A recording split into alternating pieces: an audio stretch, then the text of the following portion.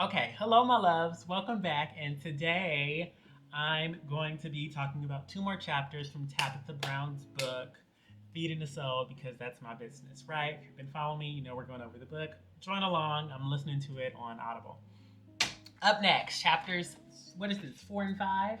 Chapters 4 and 5. Chapter 4, You Can Change Your Mind. You Can Change Your Mind. I love this book. Again, numerology number 4, structures, habits. She goes into it talking about, like traditions and things that, we agree to consciously and unconsciously, and that we can change our mind at any point in time.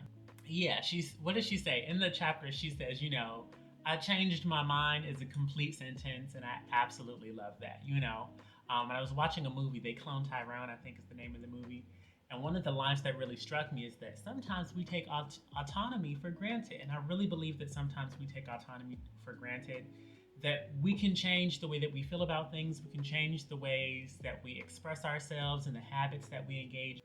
You know what I mean? And sometimes we make it so like difficult. You know what I mean? Well, I might not do that because this is what I said, or I've never done that before, or that's not what they expect of me. You know what I mean? And we create these limiting self beliefs that keep us from being in alignment with who we really want to be with and who it is that we really want to become. Yeah, so I love this chapter. It really touched me in that way.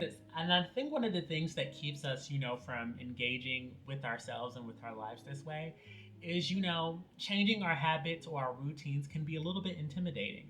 You know what I mean? I feel like oftentimes we try to make it about other people, you know what I mean? But I think it's really about ourselves, that we're scared to step into this new paradigm and this way of existing because that makes us uncomfortable. Because the truth of the matter is, a lot of times, and I should use I statements. You know what I mean?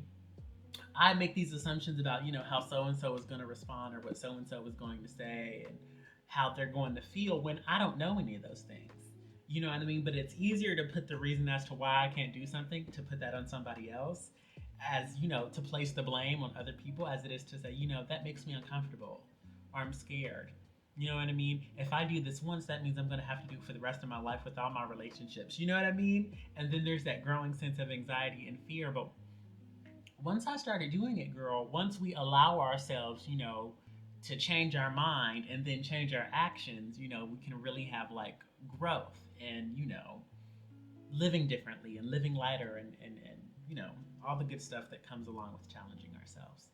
Okay, so the next chapter, I'm going to talk about two chapters this time around. I'm going to talk about the next chapter called, what is this chapter called?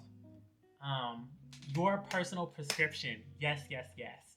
In this chapter, she really talks about, having this belief and this vision for herself where, she knew she was going to have the influence and the flame and the acting career, the flame, the fame.